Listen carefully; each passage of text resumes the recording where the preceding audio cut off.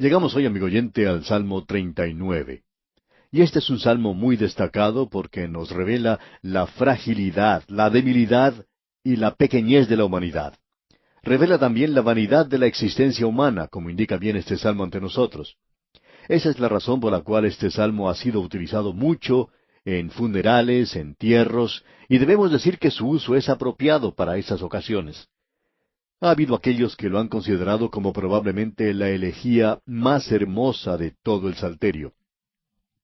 El decano Peroni decía que el cantor santo había reprimido por mucho tiempo sus sentimientos, y aun cuando muchos pensamientos se estaban agitando dentro de él, él no los podía expresar.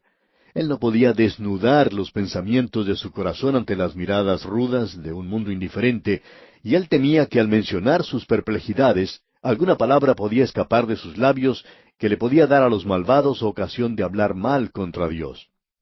Cuando por fin él es capaz de expresar su tremenda emoción, él habla a Dios y no a los hombres. Es como aquel que siente cuán desesperado es el problema de la vida, excepto cuando es visto bajo la luz de Dios. Y él habla de esta fragilidad y pecaminosidad, de esta debilidad y pequeñez de la humanidad con profunda convicción. Y hablando honradamente debemos decir que la vida humana es sin duda alguna el fracaso más grande en el universo de Dios. Y aparte de la relación con Dios, amigo oyente, es algo sin sentido. Todo es vanidad. Y lo que usted tiene que decir debajo del sol, sin el Hijo de Dios, bueno, no tiene ningún sentido. Ahora notemos algo nuevo en este salmo. Es un salmo de David, por supuesto, pero es al músico principal, a Jedutún. Ahora, ¿quién es ese Jedutún? Bien, este es un salmo aparentemente dedicado a este hombre. Quizá él fue quien escribió la música, por lo menos fue alguien que la ejecutaba, es decir, él era uno de los tres directores de música o directores de coro que estaban trabajando en conexión con la adoración de Israel. Asaf era el otro, y el otro era Emán. En otras palabras, David, quien era el dulce cantor de Israel, se había asociado con estos hombres. Notemos ahora en este salmo lo siguiente, esto es algo hermoso, muy bello. Él dijo aquí en el versículo 1 del Salmo 39, Yo dije, atenderé a mis caminos, para no pecar con mi lengua. Guardaré mi boca con freno, en tanto que el impío esté delante de mí. David decía, este es un tema del cual yo no quisiera hablar con el hombre del mundo. Él no llegaría a comprenderlo correctamente. Así es que David dice, yo he sellado mis labios. Luego dice en el versículo 2, enmudecí con silencio, me callé aún respecto de lo bueno, y se agravó mi dolor. Pero él quería hablar y finalmente él simplemente abre su corazón ante Dios, y dice en el versículo 3, se enardeció mi corazón dentro de mí, en mi meditación se encendió fuego, y así proferí con mi lengua. Pero, ¿a quién le está hablando? Él está hablando con el Señor. Escuche lo que dice aquí en el versículo 4. Hazme saber, Jehová, mi fin, y cuánta sea la medida de mis días. Sepa yo cuán frágil soy. La fragilidad del hombre. Él decía, ¿cuál es el propósito de la vida? ¿Qué es lo que le da significado a la vida? Eso es probablemente lo que esta nueva generación nuestra ha presentado, y en realidad lo ha hecho de una manera extraordinaria. Ellos han presentado esta pregunta porque después de la Segunda Guerra Mundial, esta generación solo quería vivir en paz, tener una pequeña casita, un automóvil en su garaje y algo que comer. Querían vivir en una sociedad de abundancia, cerrar los ojos a todo lo que ocurría alrededor para escapar de esa responsabilidad. Y lo que resultó fue un estancamiento, se creó una gran tensión y cosas por el estilo. Llegó entonces la nueva generación, aún a hogares creyentes, y miraron a su alrededor y dijeron, ¿es esto todo lo que hay en esta vida? Bueno, eso es lo que David está diciendo aquí. ¿Cuál es el significado de la vida? Amigo oyente, los creyentes pueden vivir de tal manera en la actualidad que su vida no tiene ningún sentido.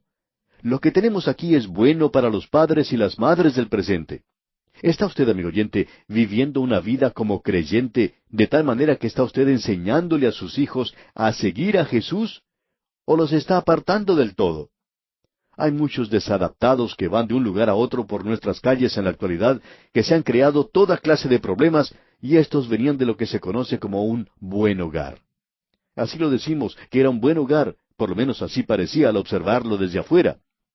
Pero usted se da cuenta, amigo oyente, que estos jóvenes miraban lo que allí pasaba y decían, No tiene ningún sentido la forma de vivir que ellos tienen.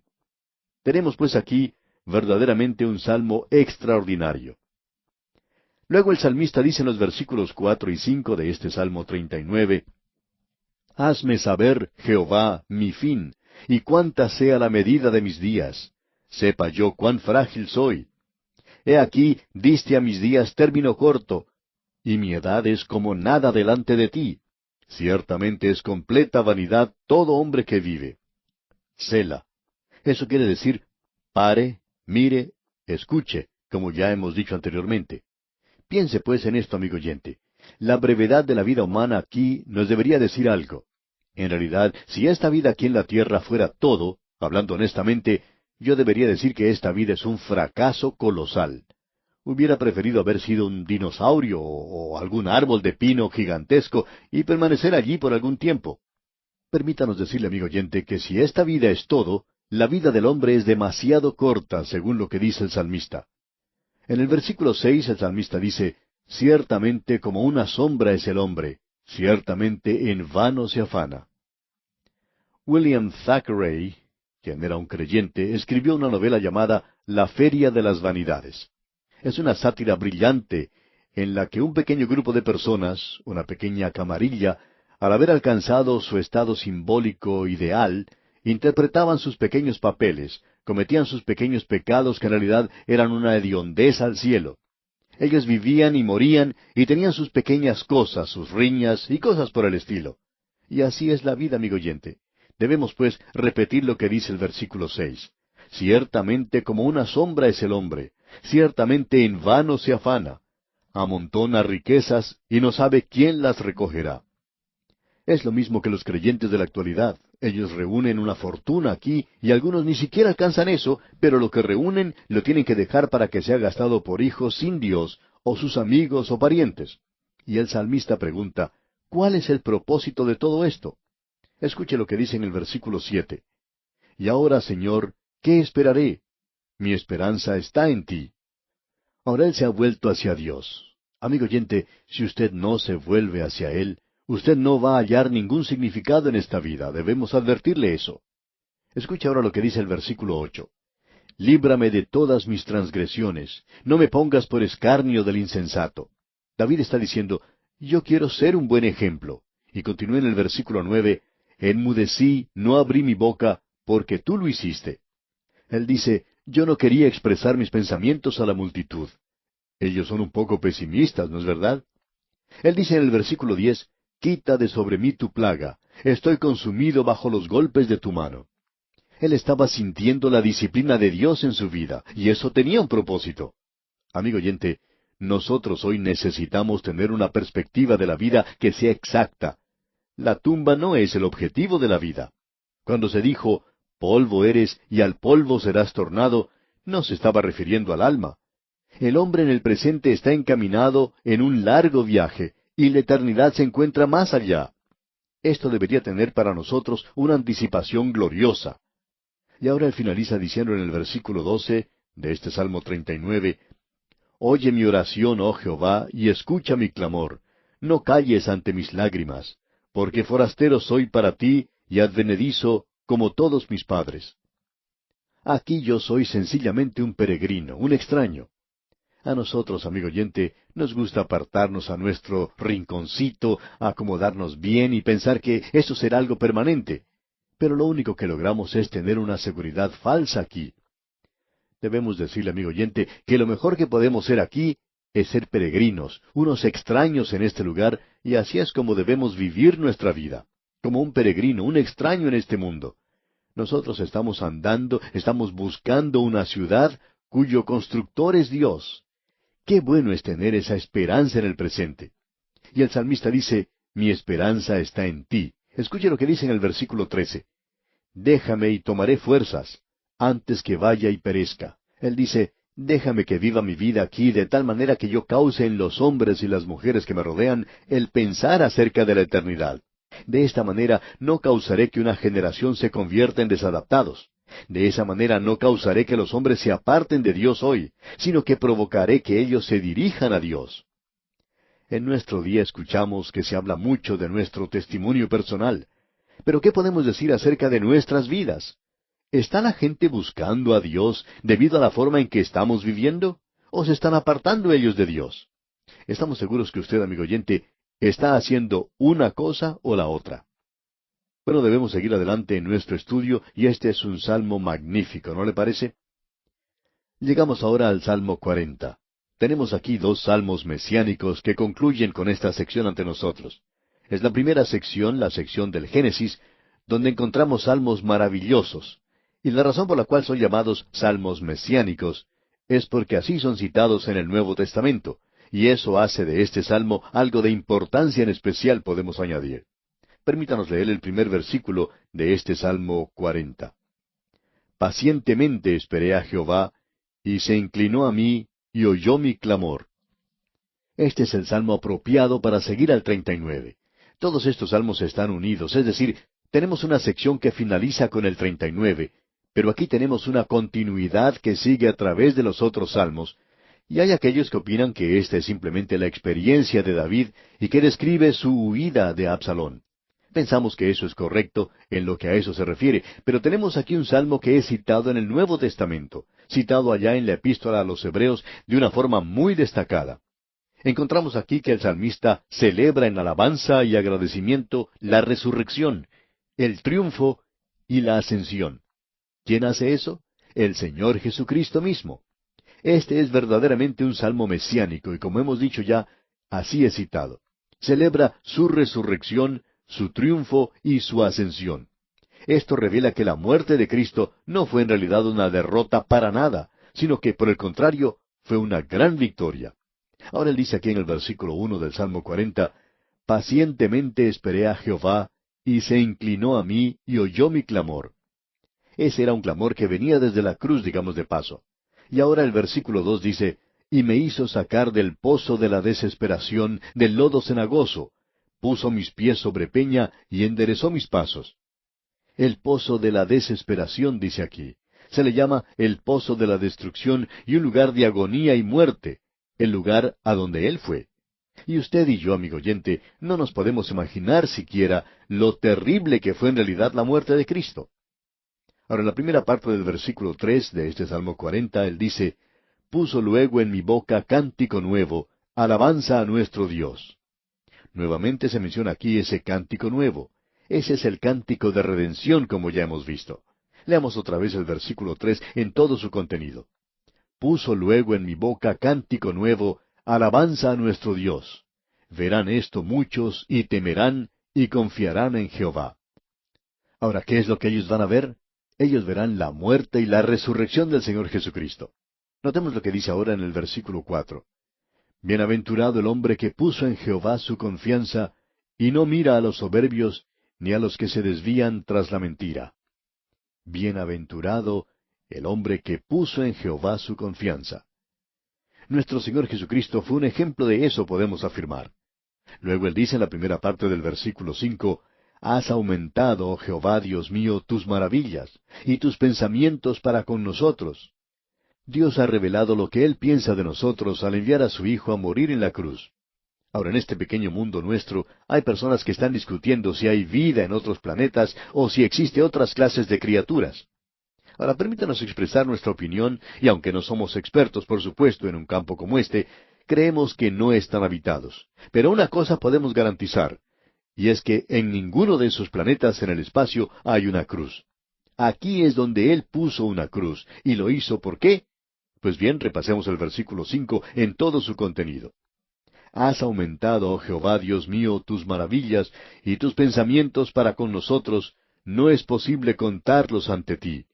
Si yo anunciare y hablare de ellos, no pueden ser enumerados. Pero él va a declarar uno de ellos ahora, y este es el que es citado allá en el libro de Hebreos. Permítanos leer ahora los versículos 6 al 9 de este Salmo 40. Sacrificio y ofrenda no te agrada, has abierto mis oídos, holocausto y expiación no has demandado. Entonces dije, he aquí vengo, en el rollo del libro está escrito de mí. El hacer tu voluntad, Dios mío, me ha agradado, y tu ley está en medio de mi corazón. He anunciado justicia en grande congregación. He aquí, no refrené mis labios, Jehová, tú lo sabes. Esta es una sección muy destacada. Y luego él continúa diciendo en el versículo 10, no encubrí tu justicia dentro de mi corazón. He publicado tu fidelidad y tu salvación. No oculté tu misericordia y tu verdad en grande asamblea. Este es un salmo verdaderamente maravilloso. Y sigue al otro que revelaba la fragilidad del hombre. Revela el hecho de que cuando Él vino a este mundo, se nos dice en el versículo 6, sacrificio y ofrenda no te agrada. Has abierto mis oídos. Esto es algo extraño, porque cuando uno va al capítulo 10 de la epístola a los Hebreos, uno lee esto, y en el versículo 5 se nos dice lo siguiente, por lo cual, entrando en el mundo, dice, sacrificio y ofrenda no quisiste, mas me preparaste cuerpo. Este es un salmo verdaderamente maravilloso, y sigue al otro que revelaba la fragilidad del hombre. Revela el hecho de que cuando Él vino a este mundo, se nos dice en el versículo 6, sacrificio y ofrenda no te agrada. Has abierto mis oídos. Esto es algo extraño, porque cuando uno va al capítulo 10 de la epístola a los Hebreos, uno lee esto y en el versículo 5 se nos dice lo siguiente, por lo cual, entrando en el mundo, dice, sacrificio y ofrenda no quisiste, mas me preparaste cuerpo. Ahora, ¿qué es esto que dice? ¿Se ha cometido acaso una equivocación aquí? Y va a haber personas que digan, aquí se ha cometido un error, tenemos una contradicción en la Biblia, esto no se ha citado de manera correcta. El Espíritu Santo lo escribió, amigo oyente, y el Espíritu Santo tiene el derecho de cambiar su propia escritura. Pero siempre notamos que existe un propósito para ello. Quisiéramos que usted note algo aquí que creemos es maravilloso. Usted recordará que cuando leíamos allá el libro de Éxodo, en el capítulo 21 de aquel libro, se mencionaba una ley relacionada con los siervos y sus dueños. Si un hombre llegaba a ser esclavo de otro, al término de un período de ciertos años, no importa cuánto durara este esclavo podía salir libre. Pero supongamos que durante ese período él se enamora y se casa con una esclava, y a esa pareja más adelante le nacen hijos. Ahora, cuando llegaba el tiempo cuando el esclavo podía salir libre, él podía hacerlo, pero ella, su esposa, debería quedarse. Ella era también una esclava. Ella no podía salir. Ahora, ¿qué es lo que él puede hacer? Bueno, si él decía, yo amo a mi esposa, no la voy a abandonar, entonces iba a su amo, y éste lo colocaba a él junto a la puerta contra un poste, y le horadaba, le perforaba la oreja con una lesna. Así es como se hacía entonces, y es algo muy interesante. Allá pues, en el capítulo 21 de Éxodo, versículo 6, leemos, entonces su amo lo llevará ante los jueces, y le hará estar junto a la puerta o al poste, y su amo le horadará la oreja con lesna, y será su siervo para siempre. Ahora el salmista cuando cita esto dice, has abierto mis oídos. ¿Cristo vino a esta tierra y qué fue lo que hizo? ¿Que se le perforara su oído? No, amigo oyente, a Él le fue dado un cuerpo, Él tomó en sí mismo nuestra humanidad, Él se identificó con nosotros cuando se hizo siervo, y Él se hizo sacrificio. Sacrificio y ofrenda no te agrada. Dios no se deleitaba en los sacrificios del Antiguo Testamento. Estos estaban señalando hacia la venida del Señor Jesucristo. Notemos ahora algo más que se dice. Allá en Isaías capítulo 50, versículo 5 leemos, Jehová el Señor me abrió el oído, y yo no fui rebelde, ni me volví atrás. Y este versículo tiene relación con la humillación del siervo que bajó a este mundo. Esto es una profecía de eso. Ahora el Señor Jesucristo vino a esta tierra, Él vino a este mundo y fue a la cruz. Su oído no fue horadado, Él recibió un cuerpo, y ese cuerpo fue clavado en la cruz. Él llevó de regreso al cielo un cuerpo glorificado, con las marcas de los clavos en sus manos y sus pies, y Él llevará esas cicatrices a través de toda la eternidad, para que yo pueda ser presentado sin mancha ni contaminación ante Él. Este, amigo oyente, es un salmo mesiánico, un salmo que revela la crucifixión del Señor Jesucristo. ¿Cuánto nos agradaría permanecer más tiempo aquí? Permítanos decir ahora una palabra para terminar en cuanto al último salmo en esta sección. Es el Salmo 41. Cuando uno lee este Salmo 41, se da cuenta que comienza con una bendición. Dice, Bienaventurado el que piensa en el pobre. Y finaliza diciendo en el versículo 13, Bendito sea Jehová, el Dios de Israel. En esa palabra podemos ver que quiere decir que es feliz. Esta sección, la sección de Génesis de los Salmos, comenzó con un hombre feliz y finaliza de la misma manera. Y aquí tenemos un salmo mesiánico. ¿Qué es lo que tiene aquí? Bien, tiene la traición de Judas. En el versículo 9 leemos, Aun el hombre de mi paz, en quien yo confiaba, el que de mi pan comía, alzó contra mí el calcañar. Este es un versículo que es citado en muchas partes. Fue citado en el Evangelio según San Juan, capítulo 13, versículo 18, y esto se cumplió en Judas. Y hace de éste un salmo mesiánico. Tenemos algo más. Notemos el versículo 10. Mas tú, Jehová, ten misericordia de mí, y hazme levantar, y les daré el pago. Tenemos aquí la resurrección. Escuche, y hazme levantar, y les daré el pago. Usted puede apreciar que en esta sección de Génesis tenemos la muerte de Cristo. También tenemos la resurrección. Pero usted se da cuenta que la muerte de Cristo, y deseamos expresar esto con toda claridad, la muerte de Cristo no salva a nadie. Es la muerte y la resurrección de Cristo lo que salva. La resurrección es muy importante. ¿Qué es el Evangelio? Jesús murió por nuestros pecados según las Escrituras, según los Salmos, y Él fue sepultado y resucitó al tercer día según las Escrituras. Esto es parte del Evangelio, la resurrección, y sin ella no hay Evangelio. En el día de hoy estamos viendo nuevamente a incrédulos que están hablando de Jesús. Tienen todos ellos una opinión de Él, porque así son las cosas. ¿Quién dicen los hombres que es el Hijo del Hombre? Usted tiene que tener una opinión. Y hoy aún en estas representaciones modernas acerca de Jesús, ellos siempre lo dejan sobre la cruz o lo dejan en la tumba. Thomas Jefferson lo dejó allí en sus enseñanzas morales de Jesús. Él lo dejó allí donde dice, ellos hicieron rodar la piedra en la tumba. Allí no hay evangelio, amigo oyente, pero la piedra fue quitada y Él salió de la tumba, y eso es lo que tenemos, la resurrección. Luego nosotros podemos decir en una manera maravillosa, bendito sea Jehová, el Dios de Israel, por los siglos de los siglos. Y luego tenemos un amén doble, amén y amén. ¿Qué quiere decir? Que Él ha puesto el toque final en cuanto a nuestra salvación, y que cuando Él se levantó de entre los muertos, Él ascendió al cielo y se sentó, porque Él ya había finalizado todo por nosotros. Amigo oyente, usted no tiene nada que agregar a esto, pero tampoco tiene que quitarle al Evangelio. Él murió, Él resucitó, y sin eso no hay Evangelio. ¡Qué tremenda es esta sección de los Salmos! En nuestro próximo programa, Dios mediante, vamos a continuar en la sección de Éxodo de los Salmos. Esto es grandioso.